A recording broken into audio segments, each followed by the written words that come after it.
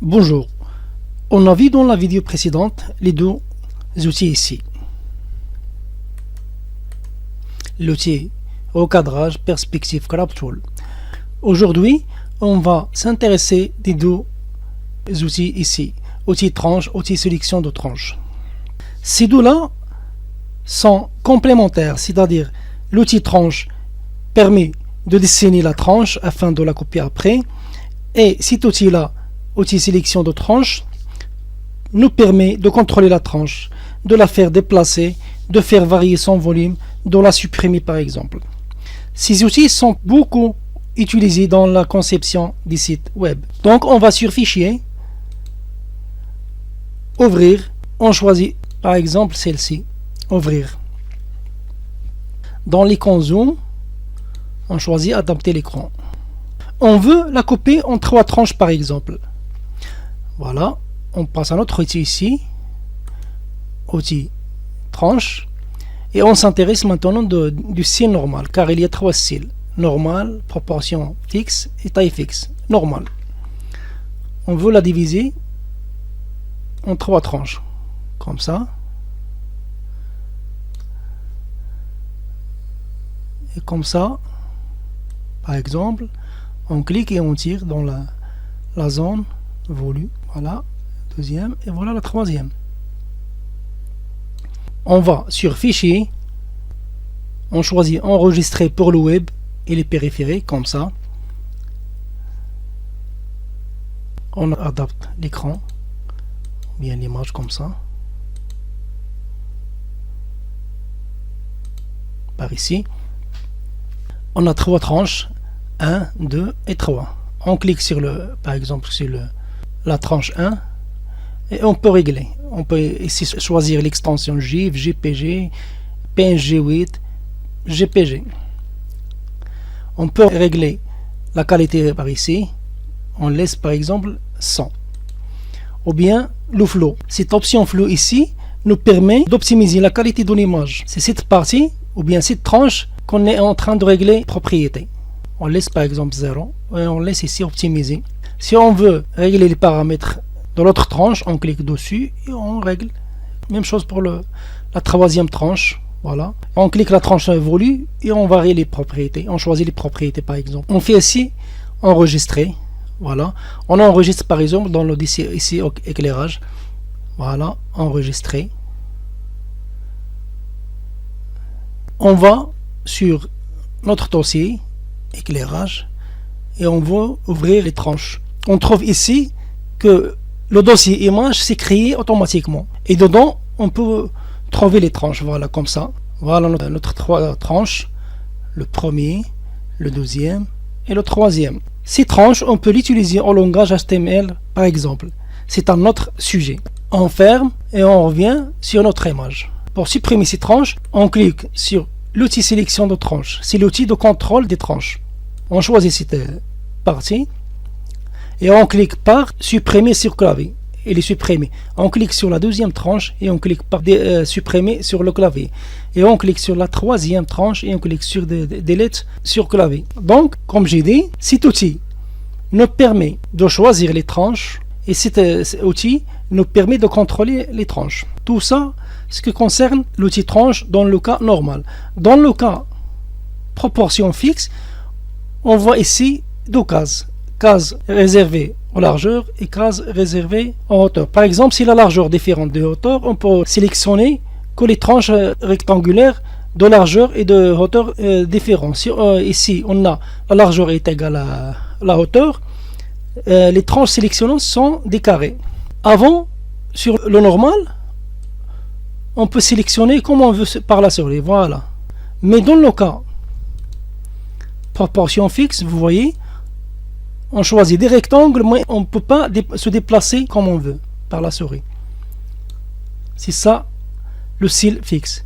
Il y a le style taille fixe. Taille fixe, par exemple, on a ici la largeur 600 pixels et la hauteur 600 pixels. Donc, en cliquant sur l'image, on peut choisir qu'une seule forme. Voilà. C'est cette forme-là. On supprime par ici, sélection, on clique sur et on fait supprimer sur clavier. On revient, on choisit ici 300 et ici 600. Donc en cliquant,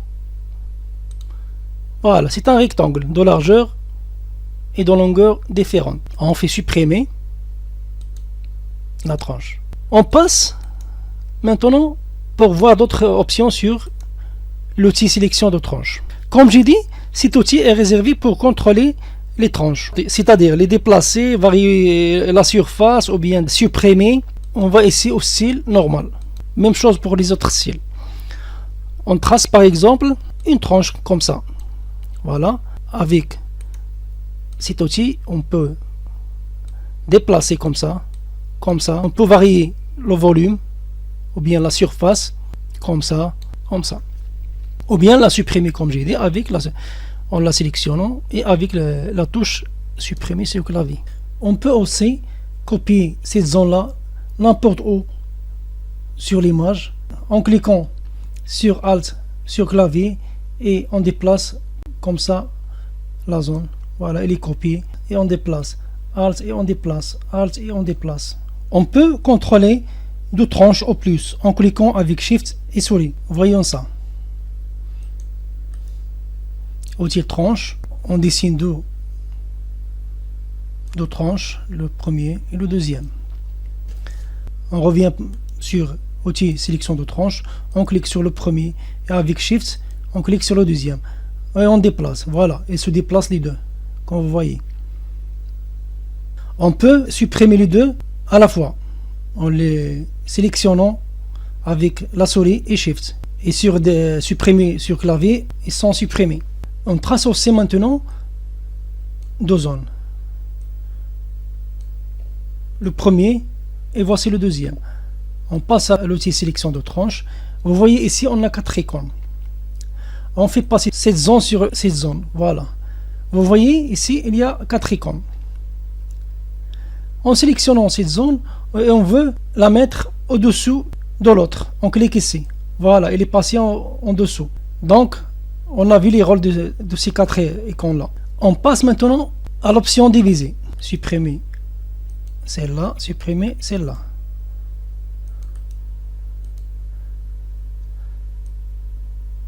On dessine une tranche.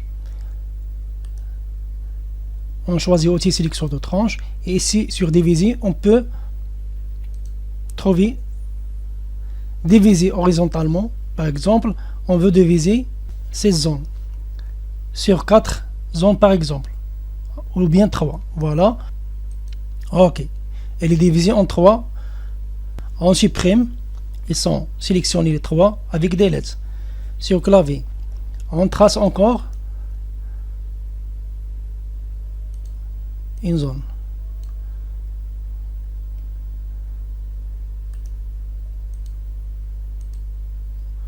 On veut la diviser verticalement et horizontalement.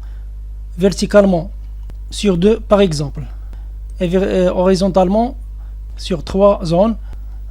Voilà. Comme ça.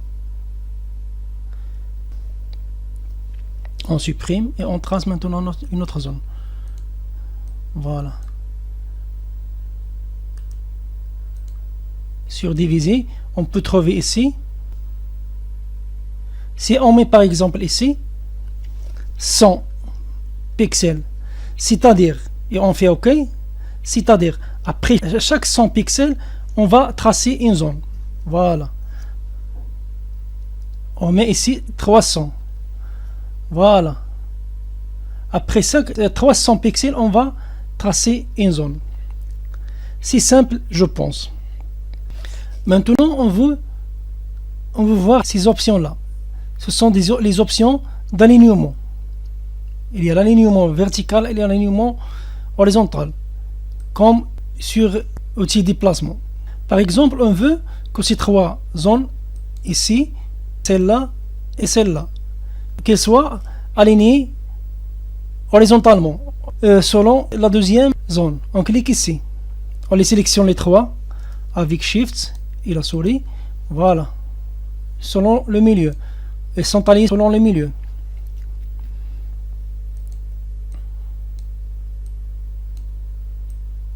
On veut les aligner selon celui-là, le dernier. On les sélectionne avec Shift et la souris, les trois, et on clique ici. Ils sont alignés comme ça.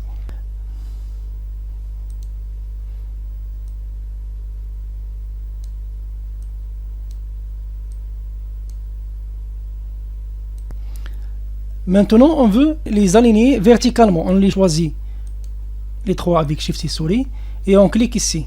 Par exemple, on veut les aligner selon le premier ici. Voilà, ils sont alignés ici. Et ainsi de suite. On peut aussi régler la distance entre ces zones-là, en cliquant par exemple ici, verticalement. Maintenant, on veut régler la distance horizontalement. Voilà. On les aligne tout d'abord horizontalement, les sélectionner toutes.